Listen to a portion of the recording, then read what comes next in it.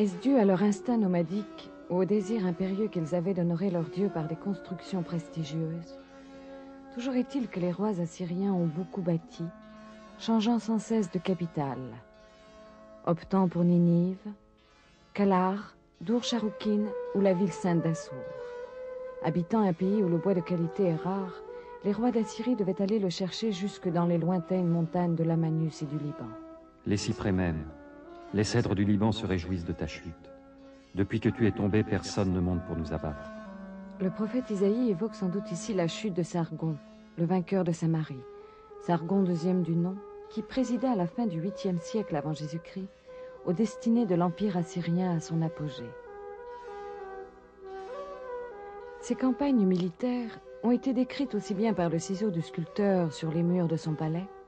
Il s'agit ici des précieux relevés de l'architecte flandin, car de nombreux reliefs sont perdus, que par le calame du scribe sur de grandes tablettes d'argile. Celle-ci évoque la 8e campagne de Sargon, dirigée contre l'Urartu, le puissant voisin du nord, au cours de laquelle fut pillé le temple de Mutsatsir. C'est au retour de cette campagne que Sargon décida de fonder une nouvelle capitale et de bâtir un prestigieux palais, achevé en 7 ans, décoré de peintures, de briques émaillées de couleurs et surtout d'innombrables bas-reliefs de pierre. Ainsi parle Sargon. Suivant l'élan de mon cœur, j'ai construit une ville dans la plaine de Ninive, au pied du mont Nouri, et je l'ai nommée Dur-Sharrukin, forteresse de Sargon.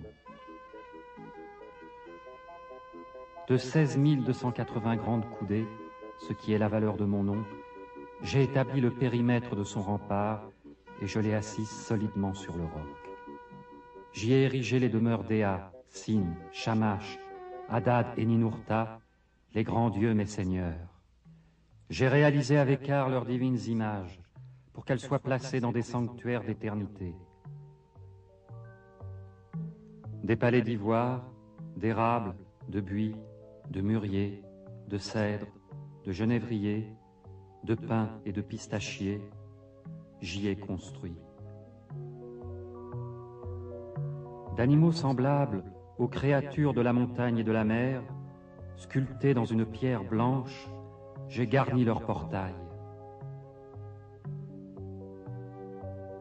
Sur des tablettes d'or, d'argent, de bronze, de plomb, de magnésie, de lapis-lazuli et d'albâtre, j'inscrivis mon nom et je le déposai dans les fondations de ces murs.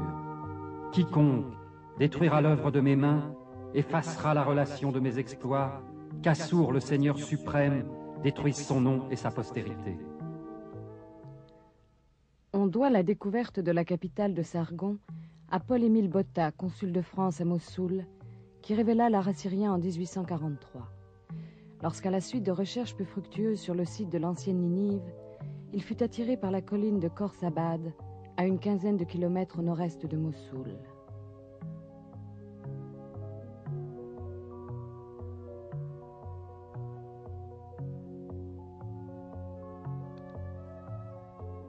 Cette fois, la chance lui sourit. Il réussit alors à faire parvenir à Paris une sélection des reliefs relevés par le dessinateur flandin.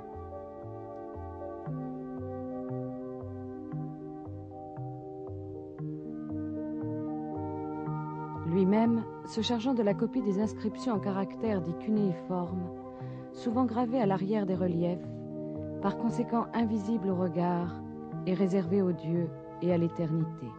En 1852, Victor Place reprenait les fouilles du palais de Khorsabad que son prédécesseur croyait achevé. Botta n'avait en fait dégagé que 14 salles. En 2 ans, Place explora un ensemble monumental de près de 10 hectares dont la mission américaine de l'Institut oriental de Chicago acheva le dégagement entre 1928 et 1935. Les recherches des fouilleurs américains portèrent également sur la citadelle, située en contrebas du palais royal, où étaient construites les résidences des grands du royaume, ainsi que le temple du dieu Naboo.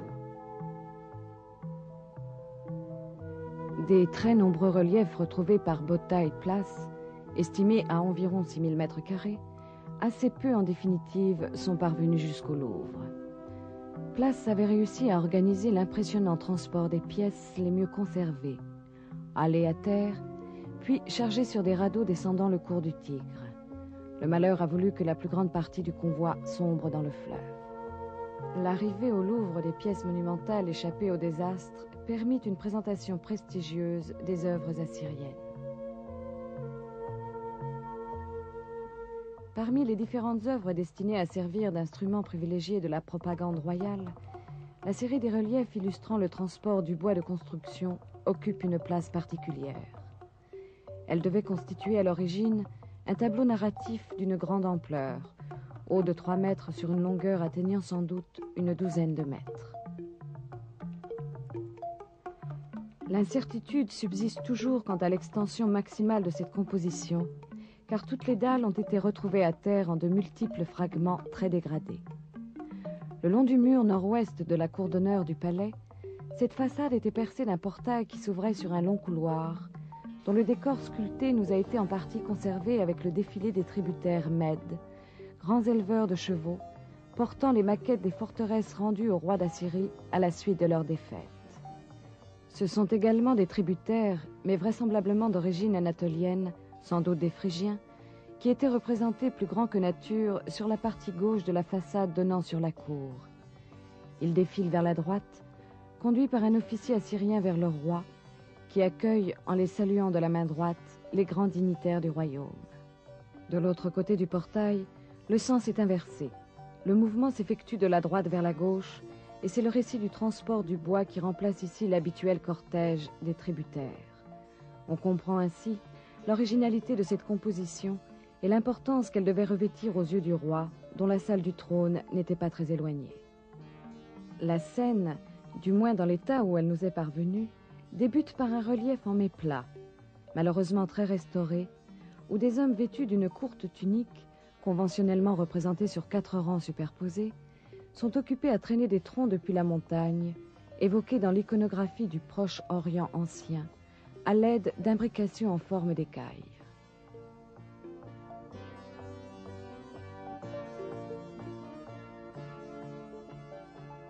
En haut à gauche, une pile de troncs est prête à être chargée sur les bateaux du relief voisin qui se détachent sur les flots de la Méditerranée orientale, traduits par un semis de vaguelettes stylisées.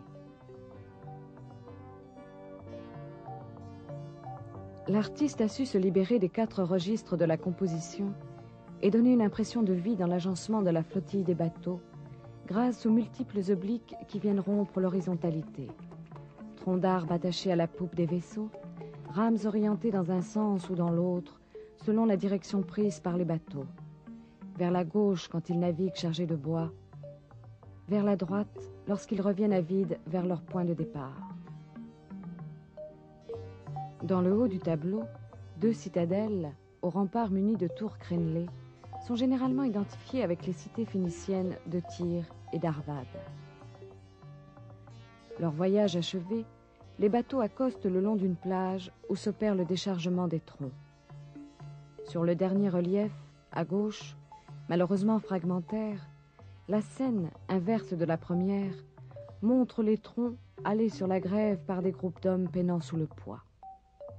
Le bois s'y amoncelle au pied d'une montagne, sans doute à l'origine couronnée d'une citadelle.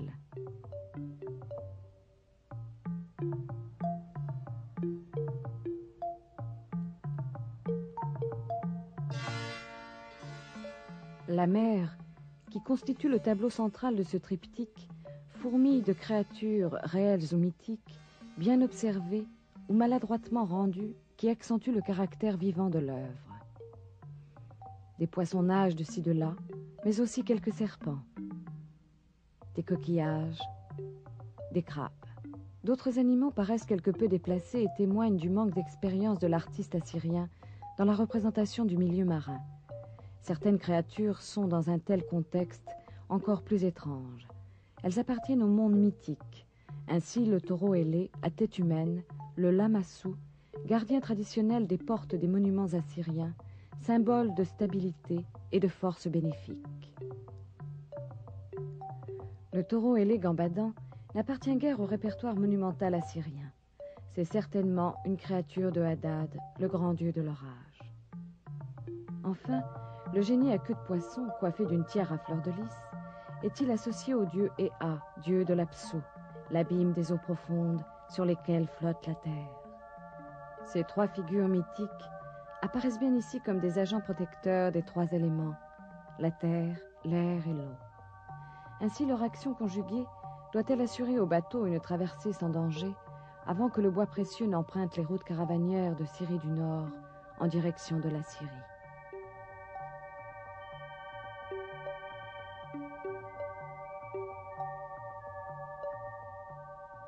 Cette grande composition sculptée est bien destinée à souligner la mainmise de Sargon sur le trafic maritime de la Méditerranée orientale, de Chypre à l'ouest, aux côtes phéniciennes à l'est et à celles de Cilicie au nord.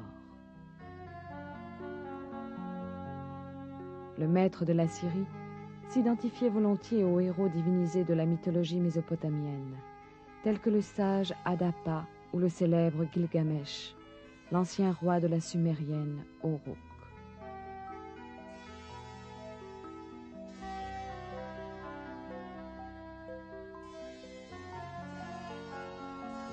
L'art assyrien, dans son gigantisme et parfois sa cruauté, traduisait le besoin vital d'un pays aux dimensions somme toute modestes, condamné à dominer sans relâche ses voisins, à mater sans cesse leur révolte, s'il ne voulait pas disparaître lui-même.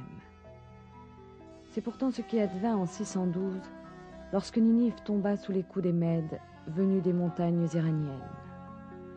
La Syrie disparaissait à jamais de la carte politique du Proche-Orient.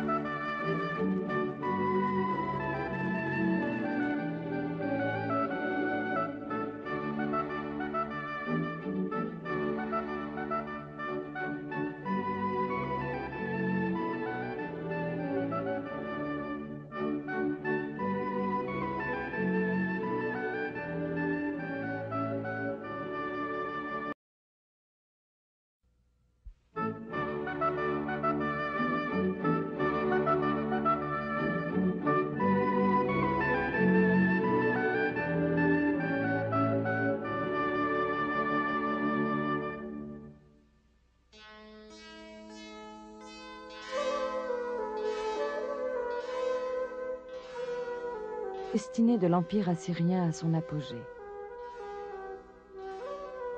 Ces campagnes militaires ont été décrites aussi bien par le ciseau du sculpteur sur les murs de son palais, il s'agit ici des précieux relevés de l'architecte flandin car de nombreux reliefs sont perdus, que par le calame du scribe sur de grandes tablettes d'argile. Celle-ci évoque la 8e campagne de Sargon, dirigée contre l'Urartu, le puissant voisin du Nord, au cours de laquelle fut pillé le temple de Mutsatsir. C'est au retour de cette campagne que Sargon décida de fonder une nouvelle capitale et de bâtir un prestigieux palais, achevé en 7 ans, décoré de peintures, de briques émaillées de couleurs et surtout d'une... Est-ce dû à leur instinct nomadique ou au désir impérieux qu'ils avaient d'honorer leur dieu par des constructions prestigieuses? Toujours est-il que les rois assyriens ont beaucoup bâti, changeant sans cesse de capitale, optant pour Ninive, Kalar, Dur-Sharrukin ou la ville sainte d'Assour. Habitant un pays où le bois de qualité est rare, les rois d'Assyrie devaient aller le chercher jusque dans les lointaines montagnes de l'Amanus et du Liban. Les cyprès même, les cèdres du Liban se réjouissent de ta chute. Depuis que tu es tombé, personne ne monte pour nous abattre. Le prophète Isaïe évoque sans doute ici la chute de Sargon, le vainqueur de Samarie. Sargon II du nom, qui présida à la fin du 8e siècle avant Jésus-Christ,